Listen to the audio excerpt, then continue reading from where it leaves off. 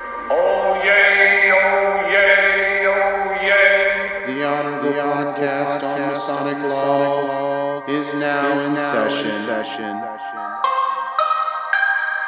Welcome to the podcast on Masonic Law, where we hope to build curiosity and desire to better understand our regulations. Oyez, oyez, oyez, oyez. Welcome to the Oyez Podcast. This is Brother Rip Moore from Fort Worth 148.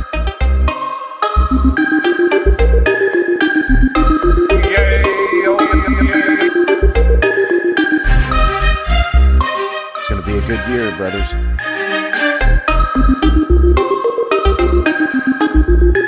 We've got a lot of big ideas in store for the year.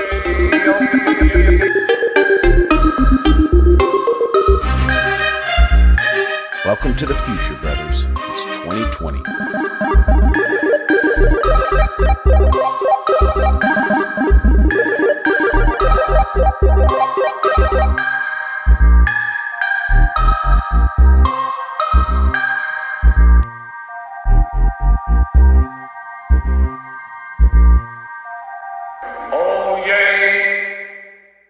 So just to give you an idea of the purpose of this podcast, basically, we want to bring some more quality content to the brothers, or hope to.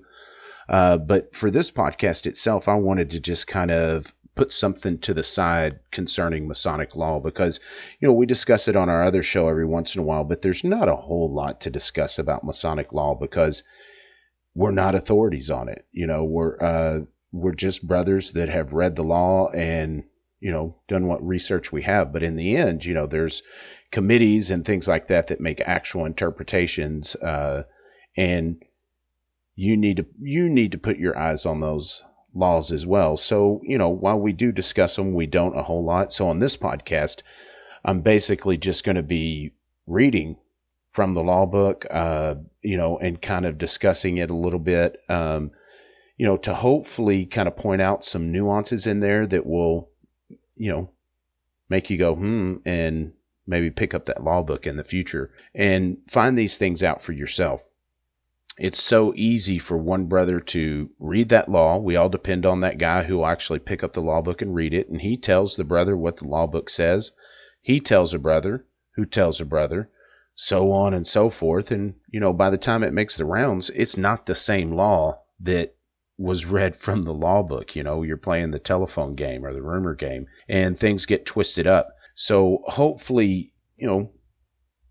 I'll be able to come up with some things out of the law book that you didn't expect, and it will pique your interest and will get you on a rabbit hunt to go through these things. And more importantly, when you hear, no, you can't do that, those kind of things, because a lot of us have had that experience where we said, oh no, you can't do that. And then you look over a few months later and there's a lodge doing that successfully, only to find out with a little research that it is legal. And it could have all been avoided had you and that brother had a discussion and actually got out the law book and got to the bottom of it. That's kind of the hopes of this podcast, is to generate a little buzz about, our laws and, hopefully generate interest in getting to know them better, because the more we know them, the better off we're going to be. It's every Mason in this jurisdiction answers to these laws, from our Grand Master down to the newest EA. So it's important to know them. Title means nothing when it comes to those laws. We all have to obey those. Now with that, let me put out my standard disclaimer that I'm in no way an authority on Masonic law, or anything I or any guest say on the show should only serve to inspire to investigate through proper channels the purpose and intention of any law we discuss. So don't take it from me.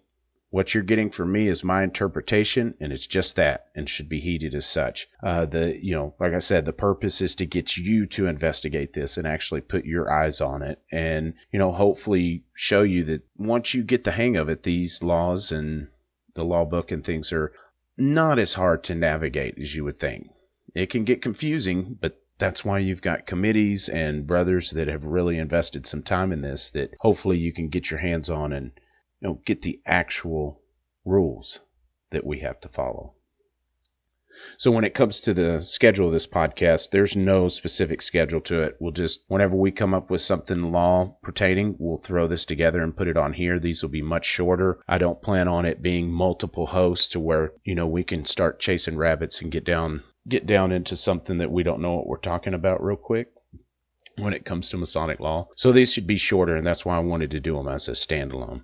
And of course, being from 148, before we get started, I've got to do a little promo. If you don't listen to our other show, we've got the Fort Worth 148 Masonic podcast where we do a lot of interviews and cover, topics that are of interest to Masons. So if you haven't heard that show, just do a quick Google search or search in almost any podcast app for Fort Worth 148 Masonic podcast, and you'll find us. We've got Texas Masonicon 2020 coming up on July 25th. Saturday, and tickets are going to go on sale for that the weekend of Grand Lodge. Thursday, Friday, Saturday, and I believe it goes off Sunday. We have the Grand Lodge special where tickets are $45. So make sure you get on the ball and grab you one of those. If not, after that's over, they go up to the early bird special, which I believe is $55.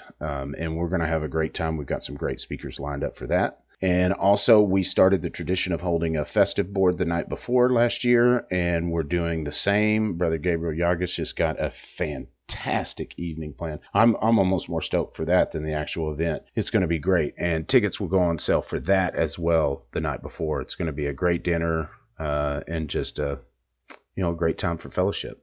So let's get into the episode content real quick. What I want to discuss today are Grandmaster's decisions. Before we get into that, I just wanted to go kind of down a list of things that I use to help me investigate laws and get to the bottom of whether we can or can't do something or the proper procedure or something like that. First thing you can add to your list is well-informed brethren. It's a good start, but don't ever stop there.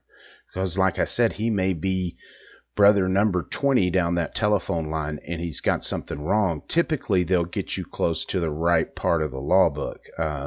If they don't have article numbers or anything like that, at least you'll have some verbiage to go look in the index, or if you're smart and get the PDF, you can do a keyword search. Contact your DDGM.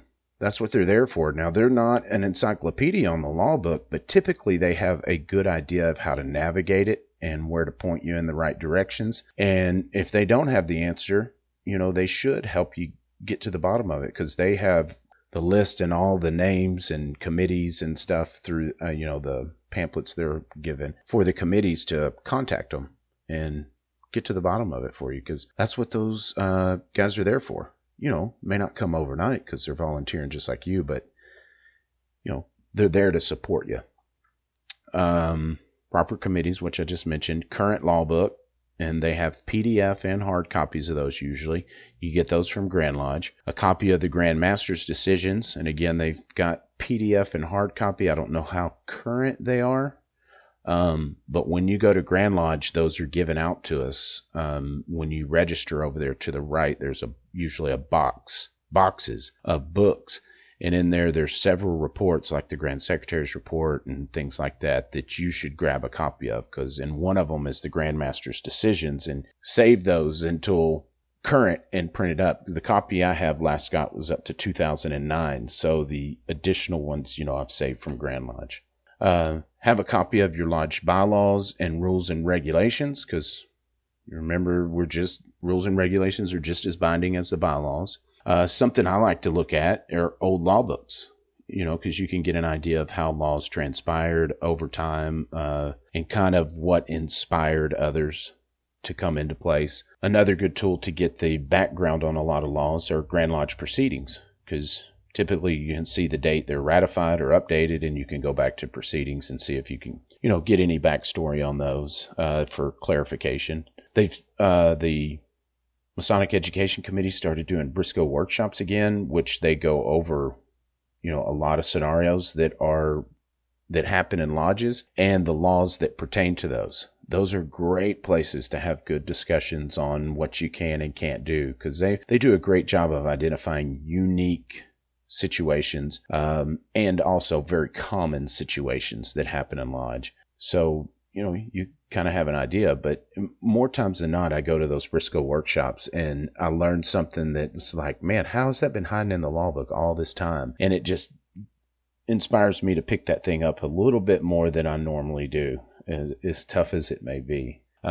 If you haven't ever been, the Grand Lodge, the officer leadership trainings that they hold, the Masonic Education Committee, it's another great place to go and kind of learn how to navigate that law book. One of the biggest assets that I have are several mentors that, I know and trust that have looked over that law book from stem to stern, and they're as close to authority as you can get. And those guys will get you on the right trail. You can get to the bottom of it to where if you're questioning about something you may be doing that folks might think is not permissible, you've got article numbers to quote them. And that typically, will suffice for them. If not, you can pull that law book out and show them. Something else is to ensure it's read in your lodge, because again, although sometimes it may drone on just a bit, you don't want anything too long, but there are going to be those occasional nights where that junior warden reads the law book, and it's going to, everybody's going to kind of look up and be like, oh my gosh, that's in the law book. Those kind of moments are important for that, junior warden to seek out those laws that pertain to their, typical culture in their lodge, if they can find them, but are unique, that the lodge may not have known about. And also, don't be scared to look into other jurisdictions' law. That's always been an interesting thing. One of the best examples is us compared to like Pennsylvania. I believe it's Pennsylvania, that their laws strictly spell out what they can do. So if it's not in Pennsylvania law, they can't do it. And our laws are the exact opposite. It specifies what we can't do. And, there are instances that explain things, with paraphernalia and stuff. But for the most part, that our law is telling us what we can't do. So if it's not in there, then we can do it. If it's not forbidden, it's permitted, kind of thing. But that's a whole different can of worms, because you better know how to interpret that thing properly before you start saying that it's permitted. So what I want to do is go over just a couple of Grand Master's decisions that, just to kind of give you an idea what they're all about and what they pertain, or, what they cover and things like that. So I've always been very vocal about these, because I was far into my Masonic journey before I learned about them. And, by the time I did, I was already a student of Grand Lodge law. And it was like, what do you mean Grand Master's decisions? What are those? And how are those binding? And after I learned the whole process and everything, just like, well, I got to get my hands on those. So it was like, how did I not know about these before? Because I was deep into my Masonic journey. So I'm very vocal about them. From my standpoint and what I've learned, the Grand Master's decisions, they interpret and the attempt to clarify are less than straightforward laws. Some of them are very clear and concise, but some aren't. There's a little ambiguity in some of them, and these serve to interpret those and attempt to clarify them. So they're reported to each voting member that attends Grand Lodge and are voted on for ratification. And like I said, they're in written form. So it's not like somebody's going to get up and talk about them at Grand Lodge. They're in written form, and then we vote on that report that they're included in. I believe it's the Grand Master's report. And they're ratified as law. So, then they become a part of our Masonic laws that govern us. And they're as binding as those laws. In those Grand Master's decisions, there's a lot of instances you'll find the same question asked, sometimes over and over, in different years. And what you're going to look for is the most current Grand Master's decision, and that's the one that's actually going to be binding. And in my research, what I've seen is that they'll reference, that so and so Grand Master's decision in 1961. Was contrary to this, and this supersedes it, overrides it. So you'll have a way to go back and look and see what that Grand Master may have said. I can't stress how much easier it is with the PDF version of the Grand Master's decision. when you can do that keyword search and get through these, because the Grand Master's decisions are much harder to navigate than the Grand Lodge Law. There's a little bit of a rhyme and reason to them, but they're kind of stuck in chronological order. So it's you have to go through pretty much page by page, or subject by subject, in order to find what you're looking for, the most current, to make sure that it hadn't been asked. So you basically work from the back to the front to find the most recent question that you have. But if you've got that PDF, you can just do a keyword search and quickly get through all that. So let's go over just a few Grand Master's decisions to give you a feel for what they're like. The first one I wanted to go over was Grand Master's decision in 2011. It was number 8, and the question was asked, are the grips and words of each of the 3 degrees part of the questions and answers that candidates must learn to pass proficiency in each degree? And again, I'm no pro, but I'm not aware of anywhere in our law that that's actually specified in our law book. So the Grand Master clarified, yes, they are a part of the examination and are required to be learned by the candidate. It is important that the candidate know the grips and words to gain admission to a lodge when attempting to visit. In most jurisdictions, it is required that the brother being examined give the grip and words. There you have it. You can see how that kind of works. Something that's, to my knowledge, not in our Grand Lodge Law. And, it does specify that they have to be asked every question and answer every question. And that just further specifies that a part of those questions and answers are the grips and word. The next Grand Master's decision that I want to go over is the Grand Master was asked, should a district deputy Grand Master be examined if he cannot be vouched for? And the answer is, the right to visit and inspect lodges belongs to no one but the Grand Master and his representatives. Whenever the Grand Master or his representatives,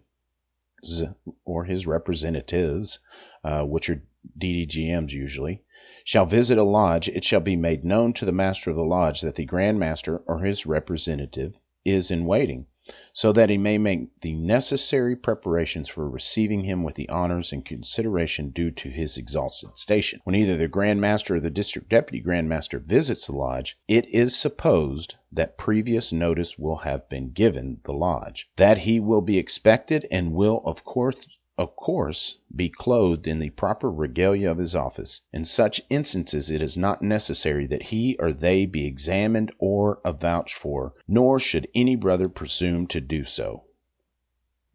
So there you have it. That's a big, long way of saying no, they shouldn't be examined. But of course, that procedure has to be followed. If the DDGM shows up unannounced and it's not by previous appointment kind of thing, there is a case for it. But, if he's wearing his regalia, I would refrain from that. The next Grand Master's decision I want to cover pertains to holy books. So the question was, may holy books other than the Holy Bible be placed upon the holy altar? And the answer was, not unless the lodge is open for the purpose of conferral of candidate degrees. Only the Holy Bible is authorized upon the altar, Article 223 and Article 397. When utilizing another chosen book of faith during the conferral of a degree, the provisions of Article 397 and any applicable rules of the Committee on Work must be strictly complied with, to the extent that Grand Master's Decision 1984 number 2 and Grand Master's Decision 1998, Grand Master's Decision 1992 number 8, herein indexed under Article 223, are in conflict herewith, such are overruled. Grand Master's Decision 2006 number 2. So this same question was asked in 1984 and 1992, and they were in conflict with the Grand Master's answer in 2006. So the 2006 Grand Master's decision overrides all previous ones. So his answer basically says that other holy books can be used during the conferral of the degree, and they reference Article 223, which basically lists the paraphernalia that's required for a lodge to open, which one of them is the Holy Bible that's placed upon the altar. And then also reference Article 397. That article is concerning religious belief. And what it says is that a firm belief in the existence of God, the immortality of the soul, and the divine authenticity of the Holy Scriptures is indispensably necessary before a candidate can be initiated. But this Grand Lodge does not presume to prescribe any canonical books or what part thereof are inspired. It is the policy of this Grand Lodge to permit a candidate whose religious persuasion is based upon other than the Holy Bible to be obligated upon the book of his chosen faith, and the same may be situated upon the altar in front of the Holy Bible during the conferral of the 3 degrees of Masonry, in which event all esoteric references to the Holy Bible during the conferral of the degrees and the lessons appropriate thereto shall be substituted with the book of your or my faith.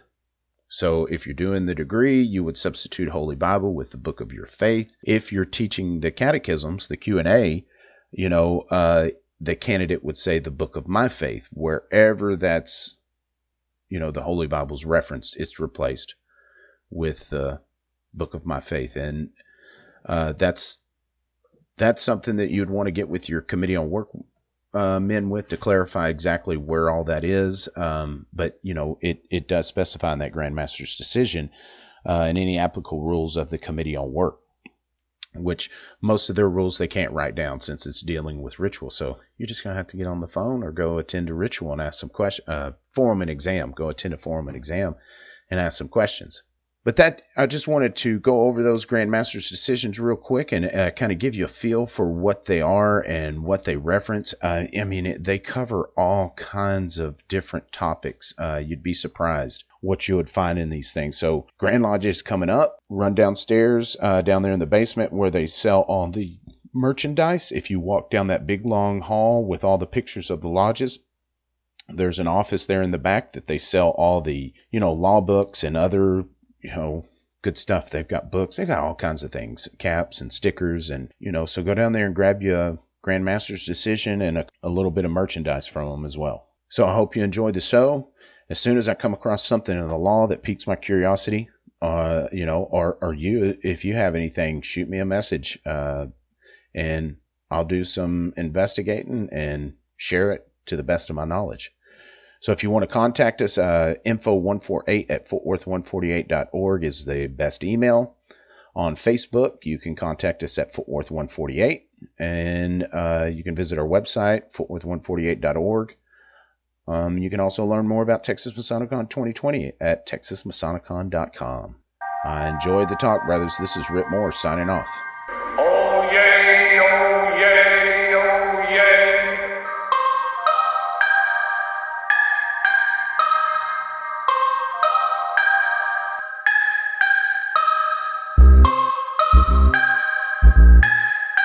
Oh yay, oh yay, oh yay, oh yay.